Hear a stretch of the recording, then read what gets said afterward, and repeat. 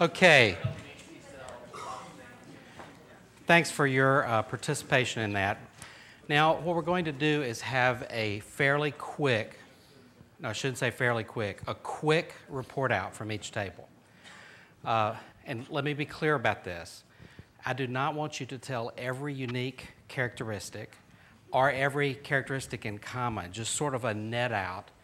You know, here's how we work together, because different tables took different approaches to going after this. So here's a couple of words about how we work together.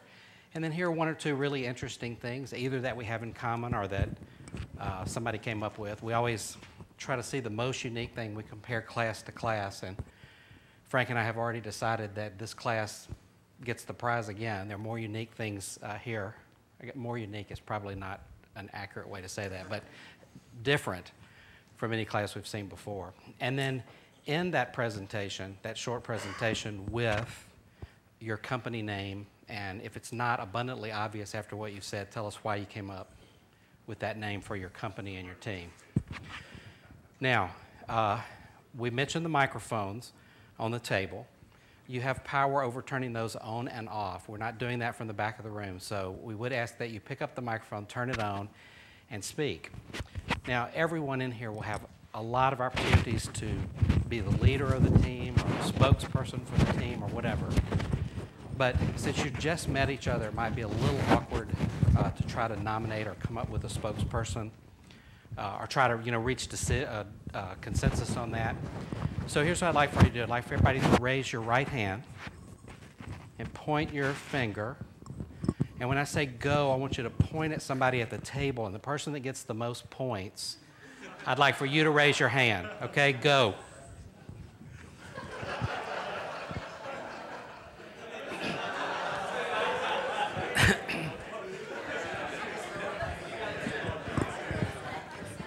Okay. So this table has someone. Raise your hand if you got the most points. Okay. So every table has someone that got the most points.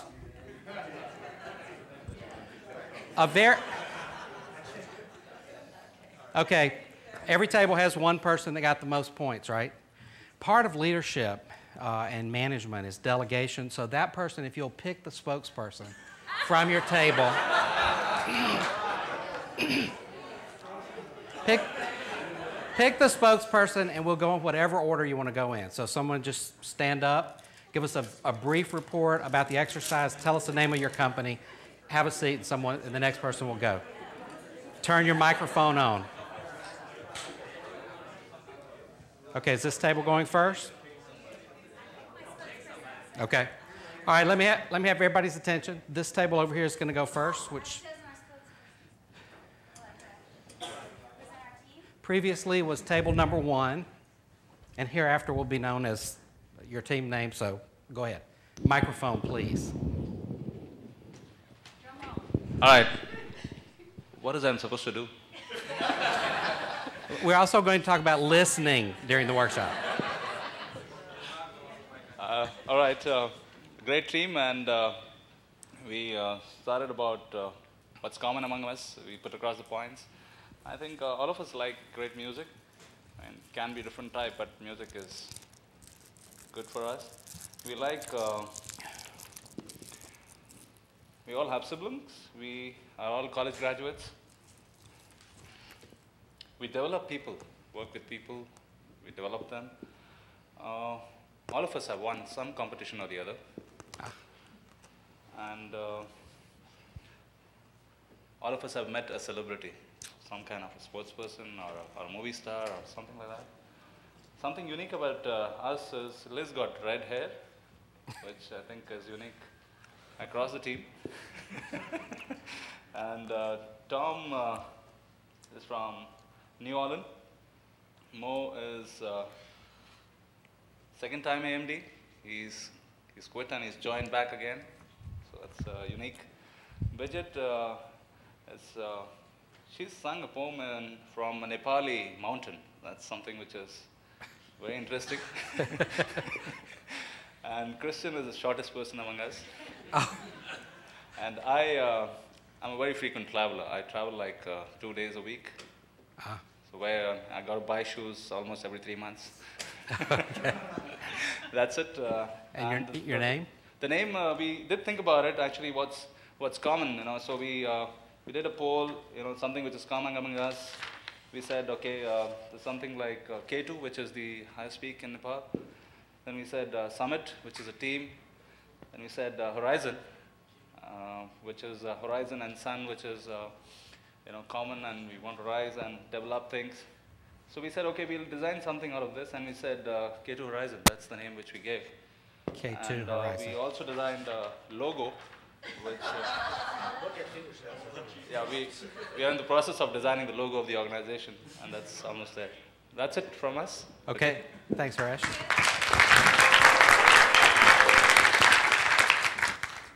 And the microphone there is off, and so the microphone should be turned on here, and we'll go to this table back here. Okay, can you all hear me? Good. So I'd like to introduce CVW International, which is our team. And in terms of things that we have in common, we took the approach of talking more about our personal lives than maybe what we do at work, trying to find some commonality there. It was actually kind of an interesting challenge as we searched and searched for, you know, things that people would have in common. There'd be 2 or 3 that did something or not, but we worked through. So some of the things in common, we've all been to at least one AMD International site in our careers here. We like wine, which might be common with just about everybody around. Some of the things that were unique, again, we went with hobbies or you know, maybe other outside interests. Vincenzo likes to mountain bike. Oliver keeps English bulldogs. I've got an RV and take the family camping way too often. So I'm trying to think, let's see here. And we've decided that you'll have to wait to find out what CVW stands for. Okay. A mystery name on the mystery line. Okay. Thanks. CVW International. Turn your microphone off. Who would like to go next? Okay. Formerly Team 5.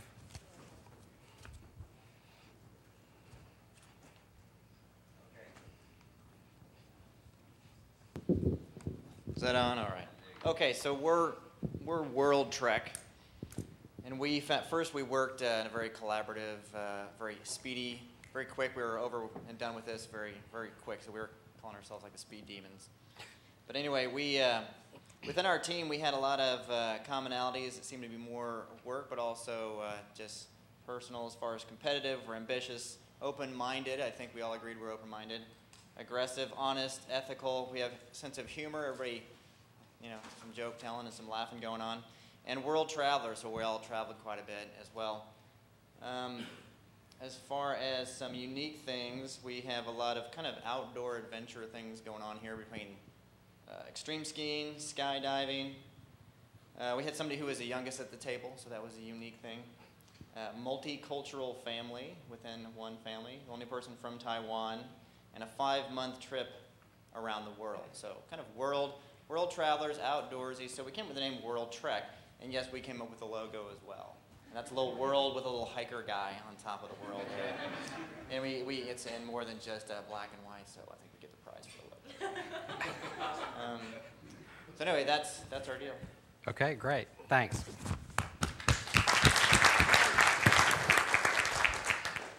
Okay, who wants to go next? This table, formerly table 2.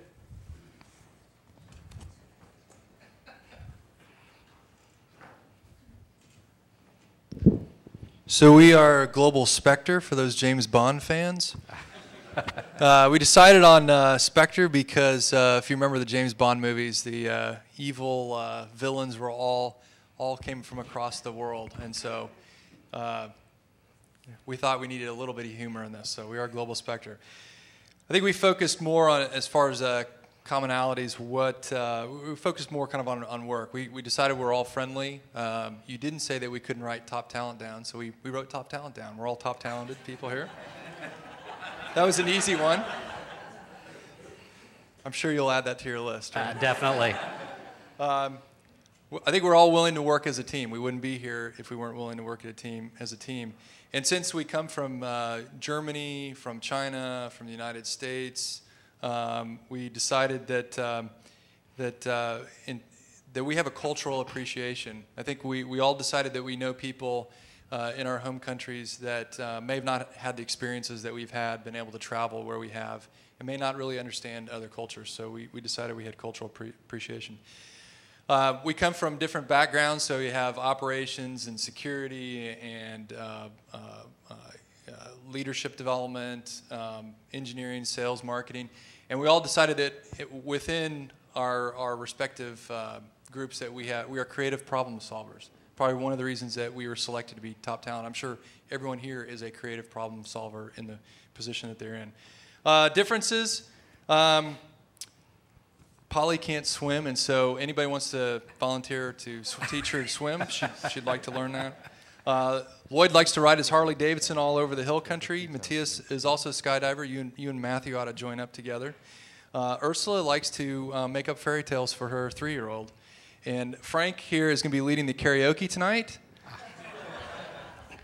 And I fly fish. In fact, I was talking to Chris Starr. First question I asked her was, are there any streams where I can bring my fly rod out in Santa Cruz to go fly fishing? So that is Global Spectre. Okay, thanks.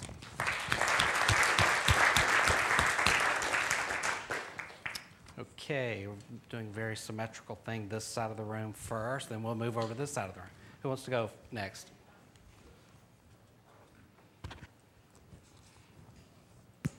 Hello. So we are kind of a fun team, and after discussion, we felt that we are just ordinary people. So the common things we would like to describe ourselves, we enjoy ourselves. Like we like music, we like to travel, and we like good food and drinks. So this is really what describes the team.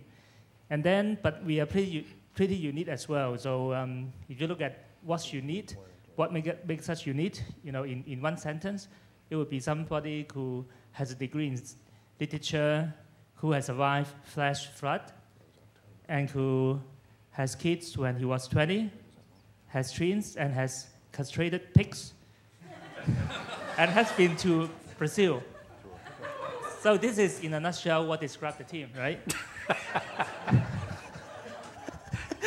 Okay, and also, this the company name. Okay, and the company name that we come up with is Weiji Opportunity. In the Chinese word, there's a word which describes that in danger there is opportunity as well. So we combine these two words together to come up with this opportunity. And this is the logo, which is like a Tai Chi. In the black there's a white color, and in the white color there's a black color.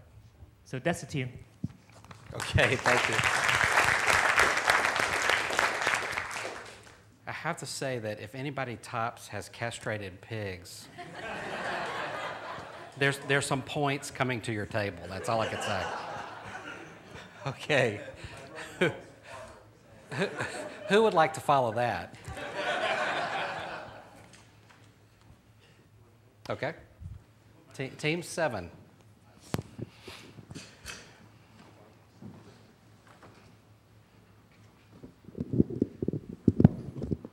Some people may think that Texan is a foreign language as well, so I'm sure you can get through this. Name is Jim Wiseman. Our team name we've come up with is the High Flyers, still working on a logo. Some of the unique features we had within the team, some enjoyed kayaking. Myself, a long-term AMD employee, started my 23rd year here, also a rancher, and castrated lots of calves in my lifetime. So I'm free on weekends. Vivek had one of the most unique. He was held at gunpoint and survived. One of the commonalities within the group, everybody's tried to extend their education. Everybody has had global travel within AMD and other companies they've worked with. We've all worked for high-tech companies in one way or another prior to working for AMD through the years.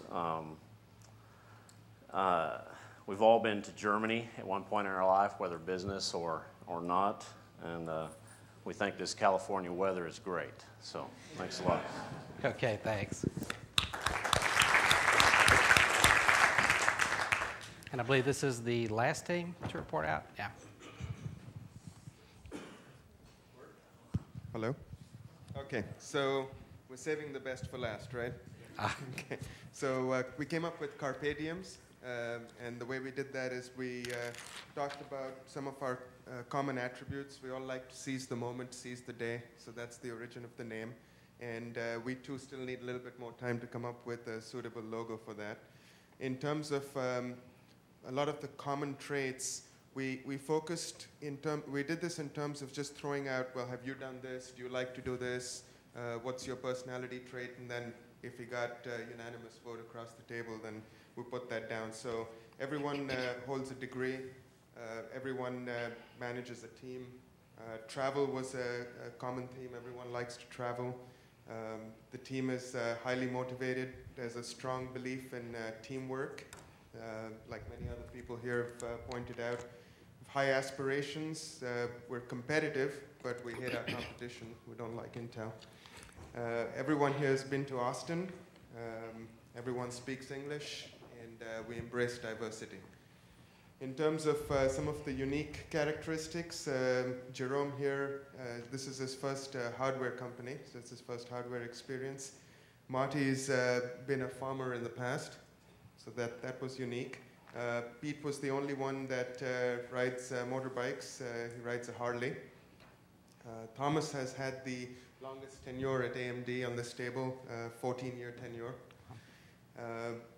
Sherry is part Cherokee, so part Native Indian.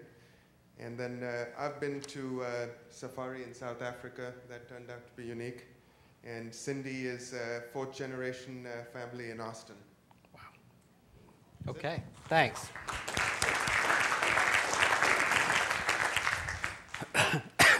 Oh, excuse me. Okay, just a couple of remarks here, and then I'll turn it over to Joe, and we'll get into the serious, what are we going to do here every day throughout.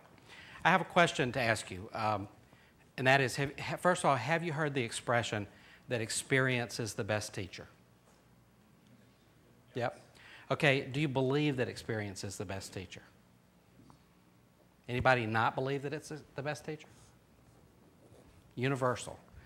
Well, here's what I'd like to offer to you. If experience is the best teacher, if you accept that, then the person who has been in a job the longest is the best at that job. Is that always true? No, because we believe, and you'll see throughout this course, we believe that experience can be the best teacher. But for it to be the best teacher, there's an active thing that you have to do as a part of that experience. My mentor from years ago used to tell a story of meeting the first manager that he was going to consult with when he went in the consulting business. Had been a manager for about 28 years. And so he was a little intimidated that this guy would probably know so much more than he did. But he said, after I got to know him, I found out he actually had 2 years experience, and he had repeated it 14 times. And was still hoping that it would work out eventually if he just kept doing it.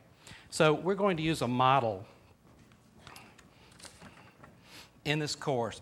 Actually, I should say you're going to use a model in this course that's based on the fact that experience can be the best teacher. So, of course, if that's the case, it has to start with an experience. Throughout this next 6 days, I can guarantee that you are going to have a lot of experiences, a bundle, more than you can ever imagine. You just had an experience at this table. You will have an experience at each meal, at each team meeting, each time you get together to make decisions for your company, each time you get the results back from the company, lots and lots of experiences. So that teaches you something, there needs to be a systematic review.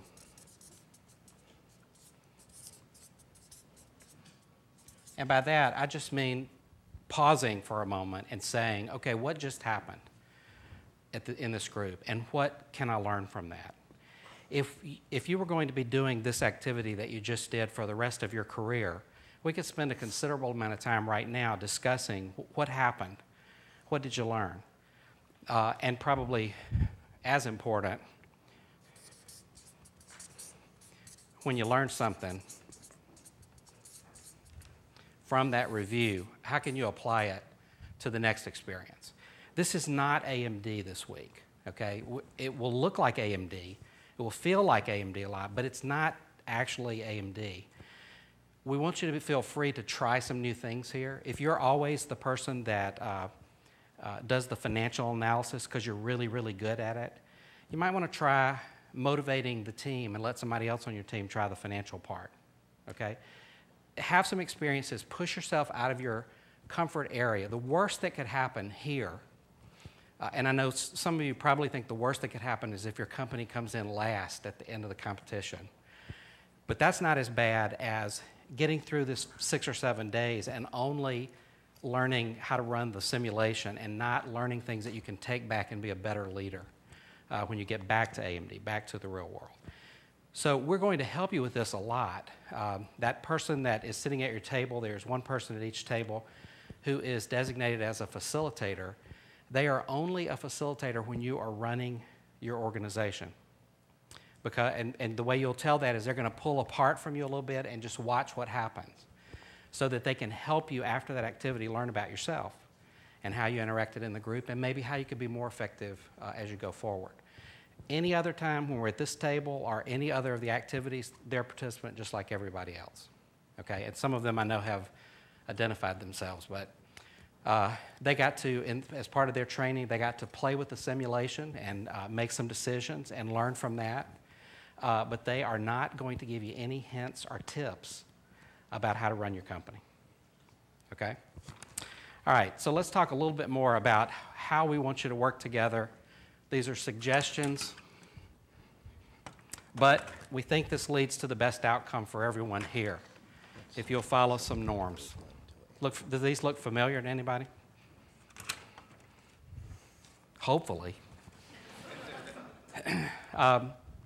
These are the values of the company that were articulated some time ago, starting in 1994, but I'll tell you a whole lot more about that a little bit later. But let me just talk about how we'd like to see these values of the company exhibited here as we go through this next few days. Respect for people is kind of an obvious one. As those of you who have been around here for a long time know, Jerry, who was one of the founders of the company and the CEO for a long time, used to say, people first and products and profits will follow. And he really believed in that, and I'm sure everybody here has stories about that. But here what we're talking about is we are from all over the world. And there is, I forget the percentage, but there's a fairly large percentage of people here who are participating in this intense learning environment in a language that is not their first language. It's a very difficult thing to do. So here's what we'd like for you to do in showing respect for people who speak different languages, like Texan, for example. I can say that. When speakers are up here talking, we try to guard against this, but being raised in the United States and doing a lot of speaking in the United States, we do things with the language that is not considered normal outside of the United States. And we have a list we'll post a little bit later. But as the executives speak, you will hear them make a statement that everyone in the room from the United States will understand immediately, and it won't be clear to anybody else. For example, a couple of years ago, we had an executive who was asked a question about Dell, and when were we going to land Dell as a customer? And he said, oh, you know, we're just like Charlie Brown, and they're like Lucy. Makes sense to all of us in the United States. It meant nothing to people from outside the United States.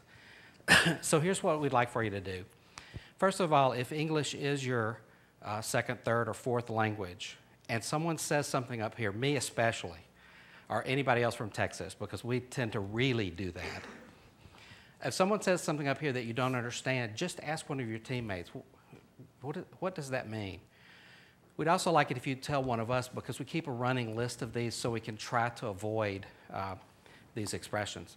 The really funny thing is when you turn to someone raised in the United States and say, what does that mean? And they say, I have no idea. At least you can relax that no one understood what was being said, okay? All right, so that's respect for people. The other thing is you're going to get to know these people very intensely because you're going to have to make some hard decisions with each other, and those decisions are going to have monetary payoffs. And people have already said they're competitive, you know, which is one of our values also. And so it's going to be tough in there to show respect for people and to always be kind and nice. You will get feedback about that. But at any rate, when you're building your global team, that should go beyond the people at your table. Because there are people here from all over the world. At lunch or breaks or whatever, introduce yourself to somebody who's not at your table, who's from a different country or a different function, and get to know them. As Kevin, I thought, said very powerfully last night, the network that you form here over the next 6 days is going to stay with you for the rest of the time that you're at AMD and can be very useful and helpful to you. Okay, initiative and accountability. We need for you to be here physically on time, but we also need for you to be here mentally and emotionally to every extent possible. Everyone in this room, because of your designation, has got, you're probably thinking right now, emails are stacking up in your email box. Your BlackBerry is buzzing away on your hip. You feel your cell phone in the other pocket, buzzing away. And at the break, you know, our tendency is to run outside, get the voicemails, try to answer the emails and all that stuff. Now, some of you are going to have to do that, but please limit it. The company is putting a fairly sizable investment over this next 6 days. These things don't come free. They're very picky about who gets here. And when you leave and go back to your job, if the best that you can say is that you kept up with your email and your voicemail, the company has sort of wasted some money, okay? So there is a very high expectation that you're going to limit the number of interruptions. You're going to stay here physically, mentally, emotionally, all that stuff, and get the most out of us that you can get. We have world-class faculty. I'm telling you, you're going to be very, very impressed with the things that are taught from up here, not by me, but by other people. Please be here and learn as much as you can, okay? Again, sort of repeating what Kevin said, we've never had that strong of a kickoff the night before. He said a lot of this stuff, and that was from someone who went through the experience and is speaking from experience. On the knowledge piece, there are going to be a couple of voluntary activities, not mandatory. You don't have to show up there. For example, Kevin Lyman, who's the Senior Vice President of Human Resources, he was a speaker last year, and in the evening after dinner. And we told Kevin, you know, you'll be out of there by 10 o'clock. We actually was in this room with a group of EMA participants until around 3:30, I think, or 4 o'clock the next morning. So obviously, they had intense things they wanted to talk to the most senior HR person in the company about. Now, we had so much great response because of Jerry Vogel as our sponsor. We actually took Kevin off the agenda. But what he volunteered to do was to come out here Sunday. Is it Saturday or Sunday? It's, Monday. Okay, Monday, actually. To have a fireside chat, which will be an informal conversation. He'll take your questions and stuff like that. It's not mandatory that you be there, but it is another piece of a way to gain more knowledge and get more out of this investment. Okay. Integrity and responsibility in several ways. Now, let me drop down and get competition too. It's going to get very competitive between these teams that you just named very quickly. And so when we say competition, we need to think fair and honest competition, okay? No industrial espionage here, no buying secrets from other companies, none of that stuff. But you know, there is going to be a very strong intensity around that. We want to compete, and want to compete in a spirit of learning, okay? Because again, you're not going to do this simulation back on the job, but you're going to learn a whole lot of stuff that will really, really help you when you get back to the job. The other piece about knowledge and taking responsibility for your own learning, in the front of your notebook there is a book called The Learning Journal that will snap right out of that. You also have a copy of this on the memory stick. If you're more comfortable recording things typing, you can just pull that off the memory stick and type in there. We are going to refer you to this book from time to time. For example, on page 4, there's some spaces that I'm going to encourage you maybe at the break that's going to be coming up after Joe talks about the course. You might want to jot down some goals for yourself over the next 6 days, just as a way of staying on top of your learning, okay? You're going to see on the next page there's some development goals from 360 feedback. John and I are going to take you through a long exercise before you actually get the printed feedback. And then at the end of you looking at that and learning from that, we're going to ask you to turn over to page 5, jot down some key learnings. Because this is more likely